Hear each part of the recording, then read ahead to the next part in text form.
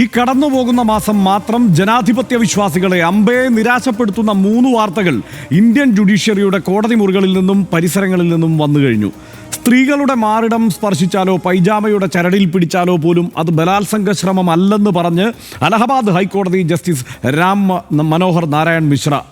അതിജീവിതയെ വിവാഹം ചെയ്താൽ ബലാത്സംഗ കേസ് പ്രതിക്ക് ജാമ്യം കൊടുക്കാമെന്ന് പറഞ്ഞത് അതേ അലഹബാദ് ഹൈക്കോടതിയിലെ ജസ്റ്റിസ് കൃഷൻ പഹൽ. ഒടുവിലത്തേതാണ് ഡൽഹി ഹൈക്കോടതി കൊളീജിയത്തിലെ അംഗം കൂടിയായ യശ്വന്ത് വർമ്മയുടെ വീട്ടിൽ നിന്ന് കണ്ടെത്തിയ അളവില്ലാത്ത കള്ളപ്പണം. വീടിന് തീപിടിച്ചപ്പോൾ കെടുത്താനെത്തിയ അഗ്നിരക്ഷാസേന വീടിനകത്ത് അട്ടിയായി സൂക്ഷിച്ചിരുന്ന നോട്ടുകെട്ടുകൾ കണ്ട് ഞെട്ടി. ആദ്യം 59 സെക്കൻഡിൽ കാണാം ഈ പറഞ്ഞ ഒടുവിലത്തെ സംഭവത്തിന്റെ തൽസ്ഥിതി. ശേഷം അടുത്തിടെ നമ്മുടെ നീതിന്യായ സംവിധാനത്തിന്റെ ആകെ ശോഭ കെടുത്തിയ ചില സമകാലിക വിഷയങ്ങളും വിധിന്യായങ്ങളും RDX വിശദമായി പരിശോധിക്കുന്നു.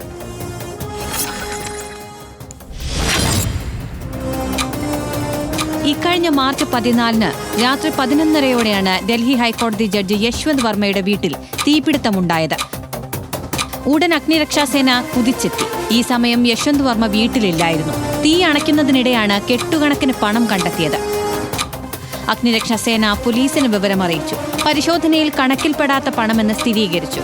വിഷയം ശ്രദ്ധയിൽപ്പെട്ട സുപ്രീം കോടതി ചീഫ് ജസ്റ്റിസ് സഞ്ജീവ് ഖന്ന അടിയന്തരമായി കൊളീജിയം വിളിച്ചു ചേർത്തു.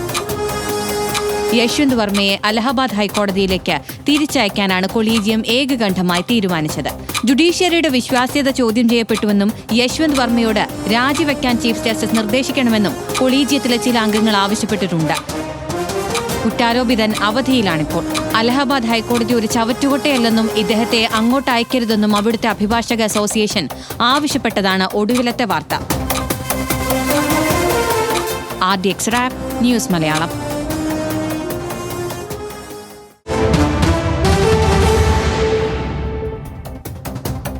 യുക്തിസഹമല്ലാത്ത നീതിയുക്തമല്ലാത്ത 100 പരാമർശങ്ങൾ ഇന്ത്യൻ കോടതികളിൽ നിന്ന് വരാറുണ്ട്, ജുഡീഷ്യൽ ഉദ്യോഗസ്ഥന്മാരിൽ നിന്ന് വരാറുണ്ട്. അതൊക്കെ നമ്മൾ പല ഘട്ടത്തിൽ ചർച്ചയാക്കിയിട്ടുണ്ട്. പക്ഷേ ഈയിടെയായി തുടർച്ചയായി അത്തരത്തിൽ വരുന്നു. ബലാത്സംഗമല്ല എന്നൊറ്റയടിക്ക് ജഡ്ജി പറഞ്ഞത് എന്തൊക്കെയാണ്? സ്ത്രീകളുടെ മാറിടം സ്പർശിക്കുന്നത് ബലാത്സംഗ ശ്രമമല്ല എന്നാണ് ഇപ്പോൾ പറഞ്ഞിരിക്കുന്നത്. അതുമാത്രമല്ല, ബലാത്സംഗ ശ്രമമല്ല പൈജാമയുടെ ചരട് പൊട്ടിക്കാനുള്ള ശ്രമവും എന്നാണ് പറഞ്ഞിരിക്കുന്നത്. ഇത് മാത്രം ഈ വിധി മാത്രമല്ല, ഇത് വിവാദ വിധി വന്നത് അലഹബാദ് ഹൈക്കോടതിയുടെ ജസ്റ്റിസ് രാം മനോഹർ നാരായൺ മിശ്രയുടേതാണ്. അതുപോലെ 2025 മാർച്ച് 6 ജാമ്യത്തിന് ഉപാധിയായി വിവാഹം നടത്താം എന്നുള്ള വിചിത്രമായ നിലപാട് കോടതി സ്വീകരിച്ചു. ബലാത്സംഗ അതിജീവിതയെ വിവാഹം ചെയ്താൽ പ്രതിക്ക് ജാമ്യം കൊടുക്കാമത്രേ. നിർദ്ദേശം അലഹബാദ് ഹൈക്കോടതി ജഡ്ജി ജസ്റ്റിസ് കൃഷൻ പഹലിൻ്റെതാണ്. രണ്ടും അലഹബാദ് ഹൈക്കോടതിയിൽ നിന്നാണ് കേട്ടോ ഈ വിചിത്രമായ വിധികൾ വന്നത്. 3 മാസത്തിനകം വിവാഹം കഴിക്കണമെന്നുള്ള ഒരു നിർദ്ദേശം വെച്ചു. പ്രതി നരേഷ് മീണ ഉപാധി അംഗീകരിച്ചതോടെ ജാമ്യം അനുവദിക്കുകയും ചെയ്തു. എന്ത് വിചിത്രമായ അവസ്ഥയാണ്. 2021 ജനുവരിയിൽ മറ്റൊരു സംഭവം ഉണ്ടായി. വസ്ത്രമുണ്ടെങ്കിൽ അത് പിന്നെ പീഡനമല്ലത്രേ.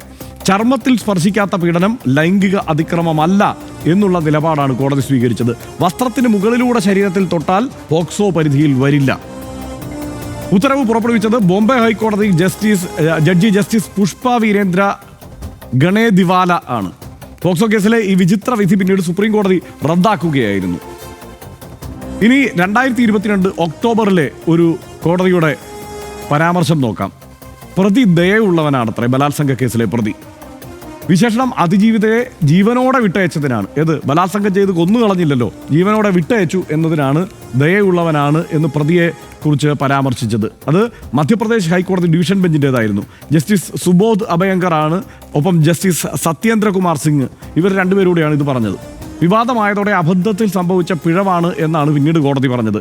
ഈ പ്രവൃത്തി പൈശാചികമാണെന്ന് വിധിന്യായത്തിലുണ്ട് എന്നതാണ് പിന്നീട് ന്യായീകരണമായി ഈ നിയമജ്ഞർ പിന്നീട് വിശദീകരിച്ചത്. മറ്റൊന്ന്, വസ്ത്രധാരണം ഈ പീഡനത്തിന് പ്രകോപനമാകും എന്നുള്ള തരത്തിലുള്ള പരാമർശമാണ്. അത് എവിടെ നിന്നാണ്? കേരളത്തിൽ നിന്ന് തന്നെയാണ് വന്നത്. ലൈംഗിക പീഡന കേസിൽ സിവിക് ചന്ദ്രന് ജാമ്യം അനുവദിച്ച ഉത്തരവുമായി ബന്ധപ്പെട്ടാണ്. കോഴിക്കോട് സെഷൻസ് കോടതിയുടേതായിരുന്നു ഈ ഉത്തരവ്. യുവതിയുടേത് പ്രകോപനമുണ്ടാക്കുന്ന വസ്ത്രധാരണമാണ് എന്നായിരുന്നു കോഴിക്കോട് സെഷൻസ് കോടതിയുടെ പരാമർശം. പ്രതി ഹാജരാക്കിയ ചിത്രങ്ങളിൽ നിന്നത് വ്യക്തമാണ് എന്നും കോടതി പറഞ്ഞു. അതിജീവിതയുടെ ഭരണഘടനാ സ്വാതന്ത്ര്യത്തെ ചോദ്യം ചെയ്യുന്നതെന്ന് സർക്കാർ വിശദീകരിച്ചു. വിവാദമായതോടെ ജഡ്ജി S കൃഷ്ണകുമാറിനെ പിന്നീട് സ്ഥലം മാറ്റുകയാണ് ഉണ്ടായത്. 2020 ഏപ്രിലിൽ അതിജീവിത രാഖി കെട്ടണം എന്നുള്ള ഒരു വിചിത്രമായ വിധിയുണ്ടായി. രക്ഷാബന്ധൻ ദിവസം പ്രതി ഭാര്യയ്ക്കൊപ്പം അതിജീവിതയുടെ വീട്ടിൽ പോകണം. എന്നിട്ട് ഈ അതിജീവിതയുടെ കയ്യിൽ പ്രതി രാഖി കെട്ടിക്കൊടുക്കണം. ചടങ്ങിന്റെ ചിത്രങ്ങൾ എന്നിട്ട് കോടതിയിൽ ഹാജരാക്കുകയും ചെയ്യണം എന്നാണ് പറഞ്ഞത്. ഈ വിചിത്ര നിർദ്ദേശം മധ്യപ്രദേശ് ഹൈക്കോടതി ജസ്റ്റിസ് രോഹിത് ആര്യയുടേതായിരുന്നു. പ്രതിയായ വിക്രം ബാഗ്രിക്ക് കോടതി എന്നിട്ട് ജാമ്യവും കൊടുത്തു. രൂക്ഷമായി വിമർശിച്ചുകൊണ്ട് സുപ്രീം കോടതി ഈ ഉത്തരവ് റദ്ദാക്കുകയാണ് പിന്നീടുണ്ടായത്. ലൈംഗിക ആസക്തി നിയന്ത്രിക്കണം എന്ന് കൗമാരക്കാരോട് കോടതി നിർദ്ദേശിക്കുന്ന സ്ഥിതിയുണ്ടായി. അത് 2023 ഒക്ടോബറിലാണ്. കൗമാരക്കാരായ പെൺകുട്ടികൾ ലൈംഗികാസക്തി നിയന്ത്രിക്കണം എന്നാണ് കൽക്കട്ട ഹൈക്കോടതിയുടെ വിവാദ പരാമർശമുണ്ടായത്. പോക്സോ കേസ് പ്രതിയെ കോടതി എന്നിട്ട് കുറ്റമുക്തനാക്കുകയും ചെയ്തു. ഇതിനെയും രൂക്ഷമായി വിമർശിച്ചുകൊണ്ട് സുപ്രീം കോടതി ഏതായാലും ഉത്തരവ് റദ്ദാക്കി. അത് അത്രയും ആശ്വാസകരമാണ്. സുപ്രീം കോടതിയിൽ എത്തുമ്പോൾ ചില കാര്യങ്ങൾ ഇങ്ങനെ റദ്ദാക്കപ്പെടുന്നുണ്ട് എന്നുള്ളത്. ലൈംഗിക തൃഷ്ണ നിയന്ത്രിക്കണമെന്നത് അനാവശ്യ പരാമർശമാണെന്നും കേസിൽ പോക്സോ ആക്ട് പുനഃസ്ഥാപിക്കാനുമാണ് കോടതി ഉത്തരവിട്ടത്. ജാമ്യത്തിന് കൈക്കൂലി കൊടുക്കുന്ന ഏർപ്പാടുമുണ്ട്. അത് 2025 മാർച്ച് 19 സംഭവിച്ചത്. വഞ്ചന കേസിൽ ജാമ്യം അനുവദിക്കണമെന്നതിന് കൈക്കൂലി ആവശ്യപ്പെട്ടു ജഡ്ജി. മഹാരാഷ്ട്രയിലെ സത്താറ ജില്ലാ സെഷൻസ് ജഡ്ജി ധനഞ്ജയ് നിഗം ആണ് ആവശ്യപ്പെട്ടത് 5 ലക്ഷം രൂപ. ധനഞ്ജയ് നിഗത്തിനെതിരെ കേസെടുത്തു. ഇയാളുടെ മുൻകൂർ ജാമ്യാപേക്ഷ ബോംബെ ഹൈക്കോടതി തള്ളുകയും ചെയ്തു. 2024 ഡിസംബറിൽ ജീവനക്കാരിയോട് ലൈംഗിക അതിക്രമം കാട്ടി കോഴിക്കോട് അഡീഷണൽ ജില്ലാ ജഡ്ജി M സുഹൈബ്. ജീവനക്കാരി രേഖാമൂലം പരാതി നൽകിയില്ല. ജീവനക്കാർ പ്രിൻസിപ്പൽ ജില്ലാ സെഷൻസ് ജഡ്ജിയെ നേരിട്ട് കണ്ട് പ്രതിഷേധം അറിയിച്ചു. ചീഫ് ജസ്റ്റിസിന്റെ അധ്യക്ഷതയിൽ ചേർന്ന അടിയന്തര യോഗത്തിൽ നടപടിയുണ്ടായി. ജഡ്ജിയെ സസ്പെൻഡ് ചെയ്തത് ഹൈക്കോടതി അഡ്മിനിസ്ട്രേറ്റീവ് കമ്മിറ്റിയാണ്. സെഷൻസ് ജഡ്ജിയുടെ സാന്നിധ്യത്തിൽ ജഡ്ജി ജീവനക്കാരിയോട് പിന്നീട് മാപ്പ് പറയുകയും ചെയ്തു. ഇതൊക്കെയാണ് വിചിത്രമായ കാര്യങ്ങളായി കഴിഞ്ഞ കുറേ കാലമായി ഇന്ത്യൻ ജുഡീഷ്യറിയിൽ സംഭവിച്ചുകൊണ്ടിരിക്കുന്നത്. സനീഷ്, ഇത്രയും മാത്രമല്ല കേട്ടോ, നമ്മളെടുത്താൽ ഇതിനേക്കാൾ വിചിത്രമായ ധാരാളം പരാമർശങ്ങൾ വേറെയുണ്ട്. ഇപ്പോൾ എന്ന് വെച്ചാൽ ശുദ്ധ മണ്ടത്തരങ്ങൾ, കോടതി പറഞ്ഞ മണ്ടത്തരങ്ങളുണ്ട്. അപ്പോൾ ഇതെല്ലാം ഈ പ്രത്യേകിച്ച് ഈ സമീപകാലത്ത് വല്ലാത്ത അളവിൽ കൂടിയിരിക്കുന്നു. ഇത് ജുഡീഷ്യറിയിലുള്ള വിശ്വാസ്യതയെ അല്ലെങ്കിൽ നമുക്ക് അവരുടെ ഒരു അറിവിനെ, ഈ നിയമത്തിലുള്ള ജ്ഞാനത്തെ എല്ലാം സംശയിക്കുന്ന തരത്തിലേക്ക് മാറിയിട്ടില്ലേ? നിശ്ചയമായിട്ടും ഇത് കണ്ടുകൊണ്ടിരിക്കുന്ന ആളുകൾ, വിദ്യാഭ്യാസമുള്ള ആളുകൾ, അല്ലെങ്കിൽ സാധാരണ മനുഷ്യർ, നമ്മുടെ നാട്ടിലെ സാധാരണ മനുഷ്യർ, ഇതൊക്കെ ഉള്ളത് തന്നെയോ എന്നാണ് വിചാരിക്കുക. അതായത് ഒരു ബലാത്സംഗ കേസിലെ പ്രതിയോട് നിങ്ങൾ ബലാത്സംഗം ചെയ്ത ആ കുട്ടിയുടെ വീട്ടിലേക്ക് നിങ്ങളുടെ ഭാര്യയും കൊണ്ട് പോയിട്ട് കൈക്ക് രാഖി കെട്ടി കൊടുക്കുക, ആ ഫോട്ടോ എടുത്തിട്ട് കോടതിയിലേക്ക് വരുമെന്ന് പറഞ്ഞാൽ ഇതൊക്കെ ഉള്ളത് തന്നെയാണോ എന്നല്ലേ നാട്ടുകാർ സംശയിക്കുക. ഇതിപ്പോൾ നമ്മൾ ഇന്നത്തെ ഈ വിഷയമായിട്ടുള്ള ഈ യശ്വന്ത് വർമ്മയുണ്ടല്ലോ, അതായത് ഈ വീട്ടിൽ തീപിടിച്ചപ്പോൾ 15 കോടി രൂപ പിടിച്ചെടുത്ത യശ്വന്ത് വർമ്മ, അയാൾക്ക് 22 കൊല്ലത്തെ കരിയർ വക്കീലെന്ന നിലയിലുണ്ട്. 10 കൊല്ലം ഹൈക്കോടതി ജഡ്ജി എന്ന നിലയിൽ പ്രവർത്തിച്ച ആളാണ്. 15 കോടി രൂപയാണ് അയാളുടെ വീട്ടിൽ നിന്ന് പിടിച്ചത്. 15 കോടി രൂപ എന്ന് വെച്ചാൽ 22 കൊല്ലം വക്കീലും 10 കൊല്ലം ഹൈക്കോടതി ജഡ്ജിയുമായിട്ട് അയാൾ ഇങ്ങനെ പ്രവർത്തിച്ചുകൊണ്ടിരിക്കുന്നതിനിടയിൽ അവസാനമാണ് ഇപ്പോൾ 10 കോടി പിടിക്കുന്നത്. അപ്പോൾ 15 കോടി രൂപ വീട്ടിൽ നിന്ന് പിടിക്കുന്നത്. അപ്പോൾ എത്രമാത്രം വലിയ പണം അയാൾ പല കാര്യങ്ങൾക്കായിട്ട് വാങ്ങിച്ചിട്ടുണ്ടാകും എന്നാലോചിച്ച് നോക്കുക. എത്രമാത്രം വലിയ സംഗതികളിലൂടെയാണ് ഇവരെല്ലാം കടന്നു പോകുന്നതെന്ന് ആലോചിക്കുക. ഇവർക്ക് ആർക്കെങ്കിലും എന്തെങ്കിലും ദോഷം ഉണ്ടായിട്ട് ഇവർ അടുത്ത പണിയിൽ തുടരുകയാണ്. അതായത് ജഡ്ജിമാരുടെ ഏറ്റവും പ്രധാനപ്പെട്ട പ്രശ്നം, ഹർഷൻ, എനിക്ക് തോന്നുന്നത് പബ്ലിക് സ്ക്രൂട്ടിനി ആവശ്യമേ ഇല്ലാത്തൊരു ജോലിയാണ് ജഡ്ജിമാരുടേത്. നമ്മൾ ഈ ഉന്നത നീതിന്യായ പീഠമാണ് നമ്മുടെ നാട്ടിലെ സാധാരണക്കാരൻ്റെ ഏറ്റവും പ്രധാനപ്പെട്ട സ്ഥലം. നീതിന്യായ പീഠമാണ്. ഉന്നത നീതിന്യായ പീഠമല്ല, നാട്ടിലെ നീതിന്യായ കോടതികളാണ് ഏറ്റവും അവസാനത്തെ ആലംബം സാധാരണ മനുഷ്യർക്ക്. അതുകൊണ്ട് അതിനകത്തിരിക്കുന്ന ആളുകൾക്ക് അവരുടെ പ്രത്യേകമായ സവിശേഷതകൾ നിശ്ചയമായിട്ടുമുണ്ട്. പക്ഷേ അതുകൊണ്ട് എന്താണെന്ന് വെച്ചാൽ പബ്ലിക് സ്ക്രൂട്ടിനി ആവശ്യമേ ഇല്ലാത്തൊരു പണിയാണ് ഇവരുടേത്. ഇപ്പോൾ മാധ്യമപ്രവർത്തകർ മാപ്ര എന്ന് വിളിക്കും ആൾക്കാർ, നിങ്ങൾ വല്ല തെറ്റും ചെയ്താൽ എല്ലാവരും വിമർശിച്ചുകൊണ്ടേയിരിക്കും. രാഷ്ട്രീയക്കാരുടെ കാര്യം പറയേണ്ടതേ ഇല്ല. അവർ 5 കൊല്ലം കൂടുമ്പോൾ നാട്ടുകാരുടെ മുമ്പിൽ തെരഞ്ഞെടുപ്പിന് മുമ്പ് പോയി നിൽക്കേണ്ടതാണ്. അതുകൊണ്ട് വലിയ തോതിൽ പബ്ലിക് സ്ക്രൂട്ടിനിയാണ്. നമ്മുടെ നാട്ടിൽ ഓട്ടോറിക്ഷ ഡ്രൈവർമാർക്ക്, ഏത് തൊഴിൽ ചെയ്യുന്ന ആളുകളെയും നാട്ടുകാരിങ്ങനെ കുറ്റം പറഞ്ഞുകൊണ്ടേയിരിക്കും. നിങ്ങൾ ആ ചെയ്ത് ശരിയല്ല, ഈ ചെയ്ത് ശരിയല്ല, ഇങ്ങനെ വേണം, അങ്ങനെ വേണം, എല്ലാവരും പരസ്പരം വിമർശിക്കുന്ന ഒരു സമൂഹത്തിനകത്ത്. പക്ഷേ ജഡ്ജിമാർ, പ്രത്യേകിച്ചും രാജ്യത്തിൻ്റെ ആ ഭാഗത്തുള്ള ജഡ്ജിമാർ ഈ നിലക്ക് വലിയ തോതിൽ പബ്ലിക് സ്ക്രൂട്ടിനിക്ക് വിധേയമാകാതെ ഇങ്ങനെ പോവുകയാണ്. അപ്പോൾ അവരുടെ എന്തുകൊണ്ട് അലഹബാദ് ഹൈക്കോടതിയിൽ മാത്രം ഈ കാര്യങ്ങൾ വരുന്നത്, കൂടുതലായിട്ട് വരുന്നത്? അലഹബാദ് ഹൈക്കോടതിയെ സംബന്ധിച്ചും ആ പ്രദേശത്തെ സംബന്ധിച്ച് തന്നെ നമുക്ക് കിട്ടുന്നൊരു ചിത്രം വേറെയല്ലേ. അതായത് അതിനിശ്ചിതമായിട്ട് വിമർശിക്കപ്പെടേണ്ടെന്ന ഇപ്പോൾ ആളുകളുടെ ഒന്നും മനസ്സിലില്ല എന്ന് വിചാരിക്കുന്നത്രക്ക് പ്രാകൃതമായിട്ടുള്ള ആശയങ്ങളാണ് പ്രത്യേകിച്ചും ഈ സ്ത്രീ പെൺകുട്ടികളുടെ റേപ്പ് പോലുള്ള വിഷയങ്ങളിൽ ഈ ഉയർന്നു വന്നുകൊണ്ടേയിരിക്കുന്നത്. അതുകൊണ്ട് നിരന്തരം ഈ മനുഷ്യരെ, അതും 10ഉം 40ഉം കൊല്ലം കരിയറുള്ള ഈ മനുഷ്യരെ വീണ്ടും വിമർശിച്ച് വിധേയമാക്കിയിട്ട് അവരെ ശിക്ഷാവിധികൾ വാങ്ങിച്ചു കൊടുത്തിട്ട് അവരെ തിരുത്തി കൊണ്ടുവരാനുള്ള സംഗതികൾ നടക്കുന്നില്ല. പ്രധാനപ്പെട്ട ഒരു കാര്യം ഇംപീച്ച്മെൻ്റാണ് ഇപ്പോൾ ഇന്നത്തെ ഈ കോടതി യശ്വന്ത് വർമ്മക്കെതിരെ ജഡ്ജിക്കെതിരെയൊക്കെ നടക്കേണ്ടത്. പക്ഷേ ഇംപീച്ച്മെൻറ്റ് നടക്കുകയില്ല. രാജ്യചരിത്രത്തിൽ ആകെ തന്നെയും 7 തവണയോ മറ്റോ ആണ് ഇംപീച്ച്മെൻറ്റിൻ്റെ നടപടികളിലേക്ക് പോയത്. ഒരൊറ്റ ആൾ പോലും അതിനെ തുടർന്ന് ഇംപീച്ച് ചെയ്യപ്പെട്ടിട്ടില്ല. അപ്പോൾ അങ്ങനെ ഒരു സംവിധാനമാണ്. അപ്പോൾ സ്വയം തിരുത്തുന്ന ഒരു സംവിധാനമായിട്ട് ഈ ജുഡീഷ്യൽ സിസ്റ്റം നിൽക്കുക. അതിനകത്ത് ജഡ്ജിമാർ വളരെ മികച്ച തോതിൽ പ്രവർത്തിക്കുന്നുണ്ടോ എന്ന് അവരവർ തന്നെ ഉറപ്പുവരുത്തുക. ഈ സ്വയം വിചാരണ നടത്തിക്കൊണ്ടേയിരിക്കുക എന്നാണ് അവർ ചെയ്യേണ്ടത്.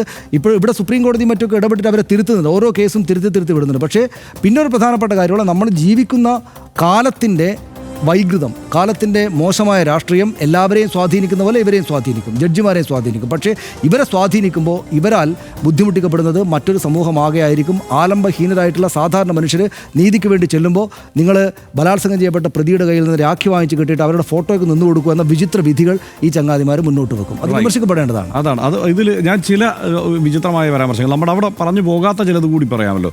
ബലാത്സംഗത്തിന് ശേഷം ഇന്ത്യൻ സ്ത്രീ ഉറങ്ങില്ല എന്നാണ് കർണാടക ഹൈക്കോടതി 2020 പറഞ്ഞത്. നമ്മൾ ഈ പറഞ്ഞു പോയതൊക്കെ ഏതാണ്ട് തൊട്ടടുത്ത കാലത്താണ്. പക്ഷേ അതിന് മുമ്പ് ഏതാണ്ട് 2020-21 കാലത്തൊക്കെ പറഞ്ഞ ചില കാര്യങ്ങൾ കൂടി പറയാം. ഈ പ്രതി ഇരയെ വിവാഹം കഴിക്കണം എന്നുള്ളത് 2021 കാലത്തെ കാര്യമായിരുന്നു. ബലാത്സംഗ ഇരയല്ല ഒരു സ്ത്രീ ബലാത്സംഗത്തിന് ശേഷം സന്തോഷവതിയായി കണ്ടാൽ എന്നാണ് ഗോവ സെഷൻസ് കോടതി പറഞ്ഞത്. മറ്റൊന്ന്, ബലാത്സംഗത്തിന് ശേഷം പാതിരാത്രി സ്ത്രീ നടന്നുപോയാൽ അത് ഭയങ്കര വിചിത്രമാണ്. ഗ്യാങ് റേപ്പിന് ശേഷം അവരെങ്ങനെയാണ് നടന്നുപോയത്? അപ്പോൾ ബലാത്സംഗം ഉണ്ടാവാൻ സാധ്യതയില്ല, അത് അസാധാരണമാണ് എന്ന് സുപ്രീം കോടതി 2016 പറഞ്ഞിരിക്കുകയാണ്. ഒന്നാലോചിച്ച് നോക്കൂ. ഇത് മാത്രമല്ല കേട്ടോ, വേറെ ഈ മണ്ടൻ പരാമർശങ്ങളുണ്ട്. പശുവിൻ്റെ മൂത്രം ക്യാൻസർ ചികിത്സിക്കുമെന്ന് ഗുജറാത്ത് ഹൈക്കോടതി 2019 പറഞ്ഞു. ജാതകം പറഞ്ഞിട്ട് സമയം നോക്കിയിട്ട് നിന്റെ നല്ല സമയമാണെങ്കിൽ ജാമ്യം തീരുമാനിക്കാമെന്ന് മധ്യപ്രദേശ് ഹൈക്കോടതി സീരിയസ് ആയി 2017 പറഞ്ഞു. ഇതൊക്കെയാണ് നടക്കുന്നത്. മയിൽ, അത് നമ്മൾ പിന്നെ വലിയ ചർച്ച ചെയ്താണ്. മയിൽ ഇണ ചേരില്ല, അത് കണ്ണുനീർ കുടിച്ചാണ് ഗർഭിണിയാകുന്നത് എന്ന് രാജസ്ഥാൻ ഹൈക്കോടതി പറഞ്ഞു. ഓർമ്മയില്ലേ? അത് 2017 ഇത് സംഭവിച്ചിരിക്കുന്നത്. അതുപോലെ 500 രൂപയ്ക്ക് ഭക്ഷണം കഴിക്കാൻ ശേഷിയുണ്ട് ഒരാൾക്ക് എന്ന് തെളിഞ്ഞാൽ അയാൾക്ക് ജാമ്യം കൊടുക്കാൻ പാടില്ല എന്ന് പട്ന ഹൈക്കോടതി പറഞ്ഞിട്ടുണ്ട്. ഇത് ഇങ്ങനെ വിചിത്രമായ ഇത്തരം സംഗതികൾ അത് കേരളത്തിൽ നിന്ന് വേറെ ധാരാളം വന്നിട്ടുണ്ട് കേട്ടോ. ഇപ്പം മാത്രമല്ല, വിമർശന വിധേയമാക്കേണ്ടതും ചർച്ച ചെയ്യേണ്ടതുമായ ചില കാര്യങ്ങൾ ഈ അടുത്ത കാലത്ത് കേരളത്തിൽ തന്നെ സംഭവിച്ചു. ഇപ്പോൾ ക്ഷേത്ര അങ്കണത്തിൽ വിപ്ലവ ഗാനങ്ങൾ പാടാൻ പാടില്ല എന്നൊക്കെ പറഞ്ഞാൽ അതിൻ്റെ പ്രാഥമികമായ ബേസിക്കായ കാര്യം പോലും ഒരുപക്ഷെ അറിഞ്ഞിട്ടുണ്ടോ എന്ന് സംശയിക്കേണ്ടി വരും. കാരണം അവിടെ മറ്റ് സംഘടനകൾ, ക്ഷേത്ര കമ്മിറ്റിയല്ല നടത്തുന്നത്, പുറത്തുള്ള സംഘടനകൾ നടത്തുന്ന പരിപാടിയാണ്. അവിടെ ഈ സിനിമാ ഗാനങ്ങൾ പാടാൻ പാടില്ല എന്നുള്ള വിചിത്രമായ ഒരു നിർദ്ദേശം വരുന്നു. മറ്റൊന്ന്, ഈ ചൂരൽ കൊണ്ടു നടക്കണം അധ്യാപകർ വിദ്യാർത്ഥികളെ തല്ലാൻ എന്ന് കേരള ഹൈക്കോടതി പറയുകയാണ്. അതാണ് അതിനകത്ത് ഹർഷൻ, എനിക്ക് എപ്പോഴും ഈ ജസ്റ്റിസുമാരുമായിട്ട് ബന്ധപ്പെട്ട് ഇത്തരം വിഷയങ്ങൾ വരുമ്പോൾ എൻ്റെ മനസ്സിലേക്ക് വരുന്ന ഏറ്റവും പ്രധാനപ്പെട്ട ഒരു കാര്യം, നമ്മുടെ കിലുക്കം സിനിമയിൽ തിലകൻ്റെ കഥാപാത്രമാണ്. തിലകൻ്റെ കഥാപാത്രം സുപ്രീം കോടതിയിൽ നിന്ന് ജഡ്ജി ആയിട്ട് പിരിഞ്ഞ ആളാണ്. അദ്ദേഹം വന്ന് താമസിക്കുകയാണല്ലോ അവിടെ. അപ്പോൾ മോഹൻലാലുമായിട്ട് നല്ല ബന്ധത്തിലാണ്. അപ്പോൾ അദ്ദേഹത്തിൻ്റെ മുന്നിലേക്ക് ആദ്യമായിട്ട് രേവതിയെ കൊണ്ടുവന്ന് വെക്കുമ്പോൾ, ഇവിടെ ജോലിക്ക് ആളെ വേണമെന്ന് പറഞ്ഞില്ല, രേവതിയെ നിർത്താം എന്ന് പറയുമ്പോൾ അദ്ദേഹം മോഹൻലാലിനോട് ചോദിക്കുന്നൊരു ചോദ്യമുണ്ട്, ഏതാ ജാതി എന്ന് ചോദിക്കും. അപ്പോൾ നമ്മുടെ തന്നെയാണ് എന്ന് ലാലേട്ടൻ പറയും. അപ്പോൾ എന്നാൽ ശരി, അങ്ങനെയാണ് അവിടെ രേവതി അവിടെ ജോലിക്കാരിയായിട്ട് വരുന്നത്. ആ സിനിമ ഒന്നുകൂടി റീവൈൻഡ് ചെയ്ത് കണ്ടാൽ ഞാൻ പറയട്ടെ, ആ പോയിന്റ് ഞാൻ കംപ്ലീറ്റ് ചെയ്യാം. അതായത് മതപരമായിട്ടും ജാതീയമായിട്ടുള്ള മുൻവിധികൾ കൊണ്ട്, അതായത് നമ്മുടെ ജാതിയാണെന്ന് അറിഞ്ഞപ്പോഴാണ് രേവതിയെ എൻ്റെ വീട്ടിൽ ജോലിക്ക് നിർത്തിക്കൊള്ളൂ എന്ന് അദ്ദേഹം പറയുന്നത്. അപ്പോൾ മതപരമായിട്ടും ജാതീയമായിട്ടുള്ള മുൻവിധികൾ കൊണ്ടു നടക്കുന്ന ആളുകളാണ് സുപ്രീം കോടതിയുടെ ജസ്റ്റിസുമാർ പോലും ആകുന്നത്. അപ്പോൾ ഞാനെപ്പോഴും വിചാരിക്കാറുള്ളത്, തിലകൻ്റെ മുന്നിലേക്ക് ജാതീയമായിട്ട് വലിയ മുൻവിധികളുള്ള, എൻ്റെ ജാതിയിൽപ്പെട്ട ആൾക്ക് കുറച്ച് അധികമായിട്ടുള്ള എന്തോ ഒരു കാര്യമുണ്ടെന്ന് വിചാരിക്കുന്ന ഇദ്ദേഹത്തിൻ്റെ മുന്നിലേക്ക് ഒരു ജാതീയമായ പ്രശ്നങ്ങളിൽ ബലാത്സംഗം ചെയ്യപ്പെടുകയോ അല്ലെങ്കിൽ കുറ്റകൃത്യത്തിൽ ഏർപ്പെടുകയോ മറ്റോ ചെയ്ത ആളുകൾ വന്നാൽ ഏത് തരത്തിലുള്ള മുൻവിധിയായിരിക്കും അദ്ദേഹത്തെ നയിക്കുക എന്നൊരു പ്രശ്നമുണ്ട്. അതാണ് അത്ര ഉദാഹരണമായിട്ടാണ് ഞാനിപ്പോൾ വിചാരിക്കുന്നത്. പക്ഷേ ഒരു കാര്യം കൂടിയുണ്ട്, അതായത് എല്ലാവരുടെയും റൂൾ ബുക്ക് ആകേണ്ടത് ഇന്ത്യൻ ഭരണഘടനയാണ്. വ്യക്തിയുടെ അന്തസ്സെന്നത് ഏറ്റവും പ്രധാനപ്പെട്ടതായി കാണുന്ന വളരെ കൃത്യമായിട്ട് കാര്യങ്ങൾ എഴുതി വെച്ചിരിക്കുന്ന രേഖയാണ് ഇന്ത്യൻ ഭരണഘടന. ആ ഇന്ത്യൻ ഭരണഘടനയ്ക്കകത്തുകൂടെ അതിനെ വ്യാഖ്യാനിച്ച് മുന്നോട്ട് പോകാൻ ഉത്തരവാദിത്തമുള്ള ജസ്റ്റിസുമാർ ഇത്രയ്ക്ക് വിചിത്രമായിട്ടും പ്രാകൃതമായിട്ടും പെരുമാറുന്നു എന്നത് അങ്ങേയറ്റം അപലപനീയമാണ്. പക്ഷേ ഒരേ ഒരു പോസിറ്റീവായിട്ടുള്ള കാര്യമുള്ളത്, മേൽ കോടതികളും അതേക്കാൾ കൂടിയ ശേഷിയുള്ള പ്രധാനപ്പെട്ട പ്രാമാണിക പദവിയിലുള്ള ജസ്റ്റിസുമാരും ഇവരെ തിരുത്തുന്നുണ്ട് എന്നതാണ് ഇതിലേറ്റവും ഗുണകരമായ കാര്യം. നമ്മൾ ഈ കണ്ട നാണം കെട്ട വിധിന്യായങ്ങളും ന്യായാസനങ്ങളുടെ വിലയിടിക്കുന്ന നിരീക്ഷണങ്ങളും ന്യായവാദങ്ങൾ യാതൊന്നുമില്ലാത്ത നീതികേടാണ്. നീതിയുടെ കാവലാളുകളാകേണ്ടവർ അനീതി കാട്ടിയാൽ നമ്മൾ ആരോട് വിലപിക്കും? സമൂഹത്തിൻ്റെ പൊതുവായ അസ്തിത്വത്തിനും സ്വഭാവത്തിനും അപ്പുറം സവിശേഷതയൊന്നും ന്യായാധിപർക്കും ഇല്ല എന്ന് പറഞ്ഞൊഴിയാനാകില്ല. സമൂഹത്തിലെ എല്ലാ പുഴുക്കുത്തുകളിലും മനുഷ്യർ തന്നെ കൈയാളുന്ന ന്യായപീഠങ്ങളിലും പ്രതിഫലിക്കും എന്ന് സമാധാനിക്കാനുമാവില്ല. എല്ലാ പ്രതീക്ഷയും നശിച്ച നേരങ്ങളിൽ രാജ്യത്തെ കൈപിടിച്ചുയർത്തിയിട്ടുണ്ട് നമ്മുടെ നീതിന്യായ കോടതികൾ, നയിച്ചിട്ടുണ്ട്. ചരിത്രത്തിൻ്റെ ഇരുൾ തിരകളിലൂടെ ഇന്ത്യൻ ജനാധിപത്യത്തെ സ്വയം ശുദ്ധി ചെയ്യാൻ ശേഷിയുള്ള സംവിധാനമാണത്.